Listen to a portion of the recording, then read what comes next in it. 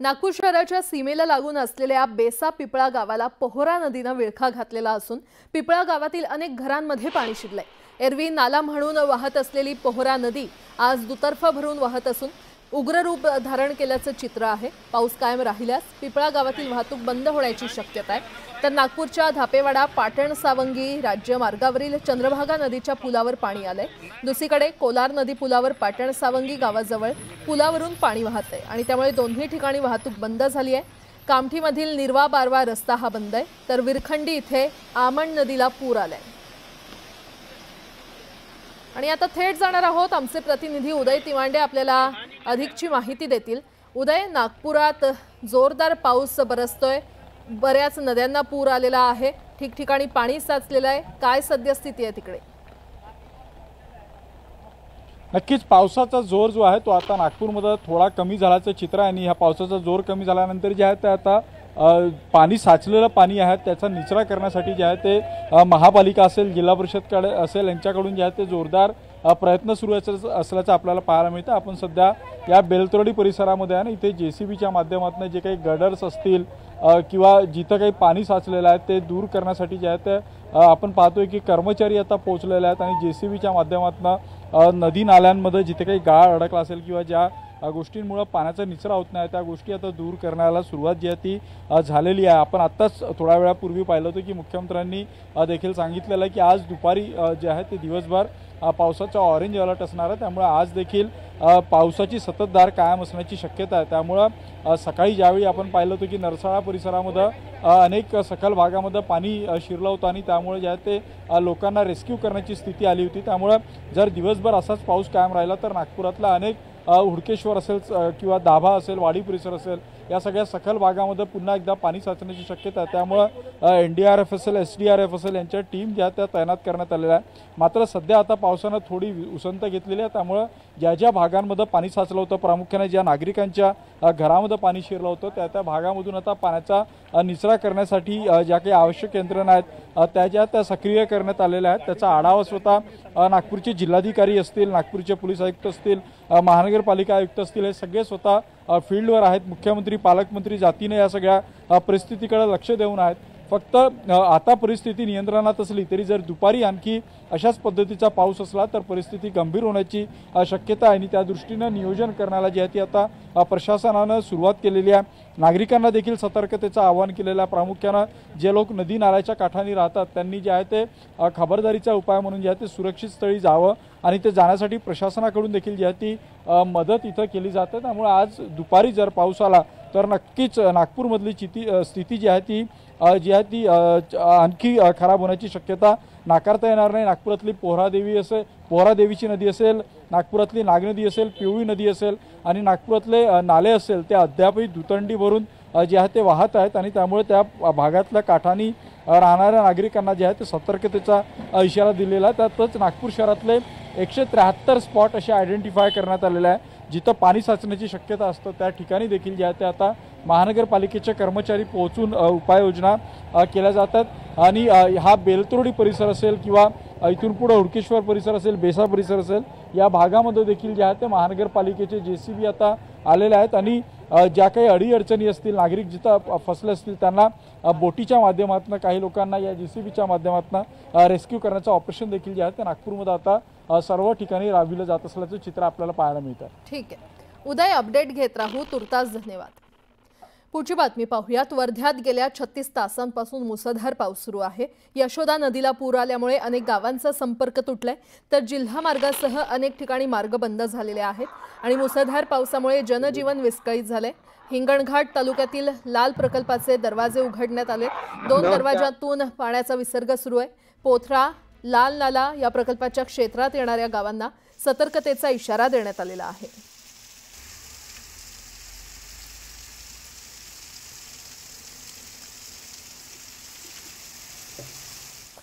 वर्ध्यात मुसळधार पावसामुळे अनेक गावांचा संपर्क तुटलाय। अलमडोह गावाला यशोदा नदीला आलेल्या पुराच्या पाण्याने वेढलेला आहे आणि त्यामुळे या गावाचा जिल्ह्याशी असणारा संपर्क तुटलाय। याचाच आढावा घेतलाय आमचे प्रतिनिधी नरेंद्र मते यांनी। जिल्ह्यामध्ये गेल्या 48 तासापासून मोठ्या प्रमाणात मुसळधार पाऊस पडतो आहे। याचा फटका नदी काठावरील गावांना बसताना दिसत आहे। आपण ज्या ठिकाणी आहे यशोदा नदीच्या काठावर असणारं जे अलमडो गाव आहे, या अलमडो गावाला पुराच्या पाण्याने मोठ्या प्रमाणात वेढलेलं आहे। मी ज्या ठिकाणी उभा आहोत त्या ठिकाणावरून जवळपास 3 ते 4 किलोमीटर अंतरावर हे अलमडो गाव आहे। या अलमडो गावाचा आता जिल्हा प्रशासनाशी असणारा जो संपर्क आहे तो तुटलेला आहे आणि आपण जर बघितलं तर मोठ्या प्रमाणात या शेतीमध्ये हे जे पावसाचं जे पाणी आहे ते पसरलेलं आहे आणि हे पावसाचं जे पाणी आहे मुख्य मार्गापर्यंत पोहोचल्यास जवळपास हजारो हेक्टर जी जमीन आहे ते पाण्याखाली येणार आहे आणि याचा फटका उगवलेल्या पिकांना सुद्धा बसताना दिसत आहे। जवळपास या गावाचा जो संपर्क रात्रीपासून न तुटलेला आहे आणि अनेक जे गावं आहेत ते सुद्धा संपर्कहीन झाल्याचं माहिती आहे। एकंदरीतच लहान मोठे जे गाव आहे ते संपर्कहीन झालेले आहे। अनेक जे ग्रामीण भागातले जे मार्ग सुद्धा आहेत ते सुद्धा वाहतुकीसाठी बंद करण्यात आलेला आहे। जिल्हा प्रशासनाचा अजूनपर्यंत अधिकारी या मार्गावर पोहोचला नसल्याची खंत गावकऱ्यांनी व्यक्त केली आहे आणि अजूनही असाच जर पाऊस हा पडत राहिला तर मोठ्या प्रमाणात या गावामध्ये हानी होण्याची शक्यता नाकारता येत नाही। तसेच अनेक गावात जे आहे ते पाण्याखाली येण्याची शक्यता सुद्धा नाकारता येत नाही। त्यामुळे प्रशासन आता कोणतं पाऊल उचलते हे आता पाहावं लागणार आहे। नरेंद्र माते, न्यूज 18 लोकमत, अलमडो, वर्धा। नंदनवन भागामध्ये मोठ्या प्रमाणात नागरिकांच्या घरांमध्ये पाणी शिरलंय आणि यामुळे अनेक नागरिकांना पूरस्थितीचा सामना करावा लागतोय। पालिकेनं नालेसफाई योग्य रीतीनं न केल्यानंच इथे पाणी साचल्याचा आरोप नागरिकांनी केलेला आहे।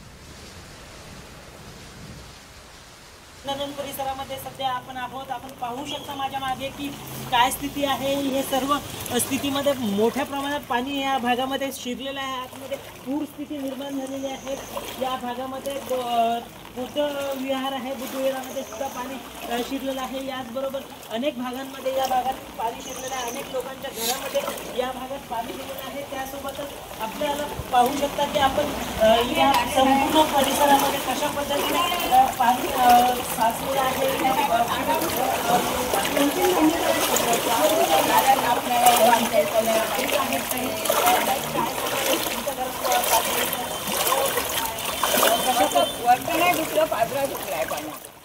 हे नेहमीच होतं का तुमच्याकडे या पूरस्थितीमुळे?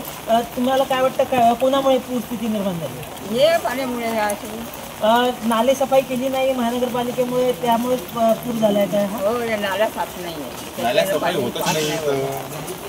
दादा आपल्यासोबत दादा आहेत। दादा काय सांगशील का बरं हे सगळं पाणी या वस्तीमधल्या नाल्या अजूनपर्यंत सफाई बरोबर झालेली नाहीये। मेन कारण याचं हे आहे की यांना कंप्लेंट बी टाकावं। आपण कॉर्पोरेशनमध्ये पण गेलो 2-2 वर्ष, मी पण माझ्या घरासमोर आहे तिथं पण गेलो तर तुम्ही 2 वर्ष सतत घुमल्यावर नंतर वैभव शेटगावचे अध्यक्ष साईडला त्यांनी स्वतः म्हणजे लेटर लिहून मग आले होते ते लोक।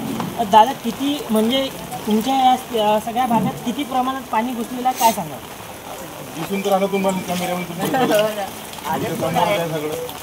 प्रमाणात पाणी येऊन राहिलं। 3 दिवसांनी कंटिन्यू पाणी चालू आहे आणि एवढा ओव्हरफ्लो होण्याचं कारण म्हणजे पाणीच आहे। पण नाल्या जर चोख पास झालं तर पाणी लवकरात लवकर कमी होऊ शकते। इथून नाले सफाई झाली नाही म्हणून पाणी नाल्याचा प्रॉब्लेम आहे ना, हर ठिकाणी नाल्याचा प्रॉब्लेम आहे। हा नाले जोपर्यंत सफाई होत नाही चांगल्या पद्धतीनं तोपर्यंत असंच होणार आहे। नागपुरातील नाले सफाई बरोबर झाली नाही आहे असं या भागातील लोकांचं म्हणणं आहे आणि त्यामुळेच हे सगळं पाणी साचत आहे असं म्हणत आहे। ऋषभ परकुंडे, न्यूज 18 लोकमत, नागपूर। गडचिरोली जिल्ह्याला 2 दिवसांपासून सुरू असलेल्या पावसाचा फटका बसला असून तब्बल 20 मार्ग बंद पडलेले आहेत। कालपासून कोरची आणि कुरखेडा या तालुक्यातले 17 मार्ग बंद अवस्थेत असल्यानं अनेक गावांचा तालुका आणि जिल्हा मुख्यालयाशी संपर्क तुटलेला आहे। तर काल संध्याकाळपासून गोसेखुर्द धरणातून सोडण्यात आलेल्या पाण्यामुळे पाल नदीला पूर आल्यामुळे गडचिरोली नागपूर वाहतुकीचा मार्ग बंद पडलाय।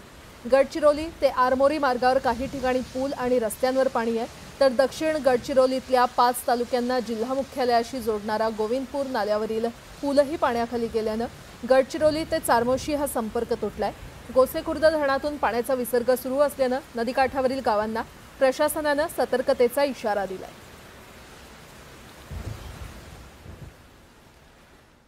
विदर्भातील सर्वात मोठं धरण असलेल्या गोसेखुर्द हे पूर्ण क्षमतेनं भरलेलं असून त्यातून आता विसर्ग सुरू करण्यात आलेला आहे। गोसेखुर्द धरणाच्या पाणलोट क्षेत्रामध्ये देखील चांगला पाऊस बरसल्यानं 33 पैकी 33 दरवाजे उघडण्यात आलेले आहेत।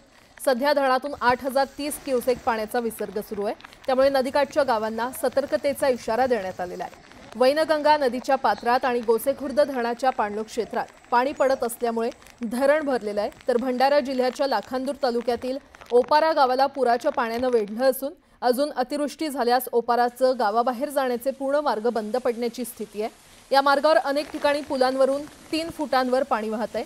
करंडला बस स्थानक परिसर, डोके सरांडी, कराडला, विर्लीबुज या मार्गावर पाणी वाहत आहे, तर परिसरात नाला असल्यानं पूरस्थिती निर्माण झालेली आहे।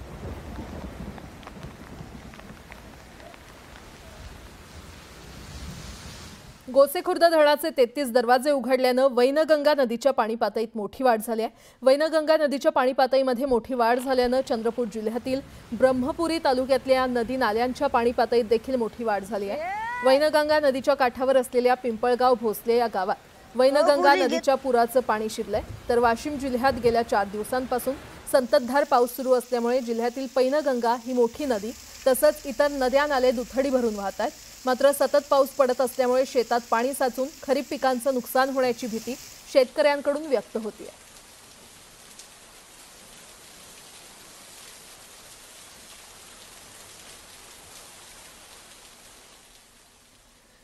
चंद्रपुरातील ब्रह्मपुरी तालुक्यातील गांगलवाडी आरमोरी रोड आणि वैनगंगा नदीचं पाणी रस्त्यावर आल्यानं एक टँकर अडकला होता। टँकर चालकाला पाण्याचा अंदाज न आल्यानं टँकर पाण्यात अडकून पडला, मात्र टँकर चालक सुरक्षित असल्याची माहिती मिळते।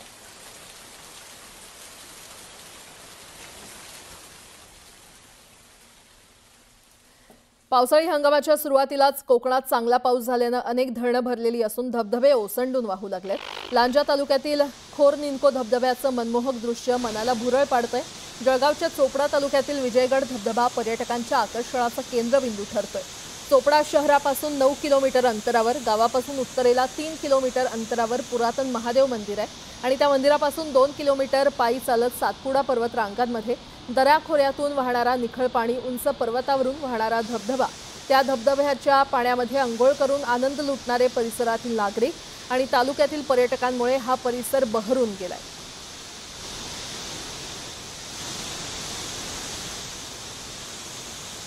ही रत्नागिरीची दृश्य आहेत।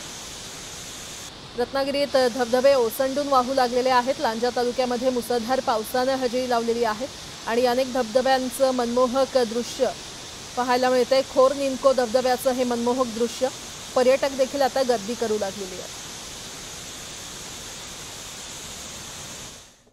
गोंदियामध्ये गेल्या 4 दिवसांपासून सुरू असलेल्या पावसामुळे जनजीवन विस्कळीत झाले आणि अनेक ठिकाणी पावसामुळे रस्ते बंद झालेत। गोंदिया जिल्ह्यातील शेतकऱ्यांनी मोठ्या प्रमाणात आपल्या शेतात भात पिकांची पेरणी केली होती, मात्र पावसामुळे शेतीला तळ्याचं स्वरूप प्राप्त झालंय। पाणी साचल्यानं भात पीक सडण्याच्या मार्गावर आहे आणि त्यामुळे शेतकऱ्यांनी आता लवकरात लवकर पंचनामे करून आर्थिक मदत द्यावी अशी मागणी शेतकरी करतायत। याचाच आढावा घेतलाय आमचे प्रतिनिधी रवी सपाटे यांनी।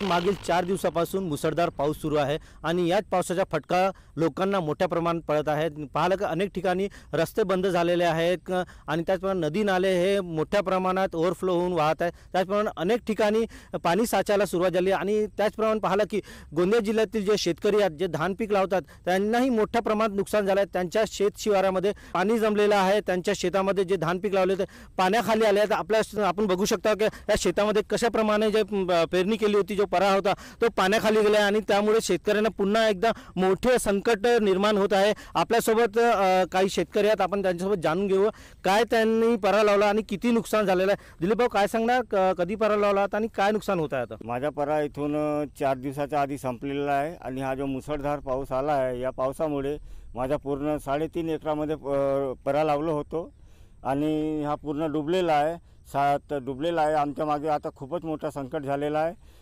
तरी सरकारने येऊन आमच्या शेताचे पंचनामे घ्यावे व त्वरित तो आम्हाला न्याय द्यावा। पाहिलं की शेतकऱ्यांना पुन्हा संकट आलेलं आहे आणि जे धान पिकाचे परार लावलं होतं ते पाण्यात आल्यामुळे ते कुठेतरी सडण्याच्या मार्गावर आलेलं आहे। त्यामुळे शेतकरी पुन्हा शासनाला मागणी करत आहे की लवकरात लवकर आमचे पंचनामे करून आम्हाला आर्थिक मदत देण्यात यावी। रवी सपाटे, न्यूज 18 लोकमत, गोंदिया।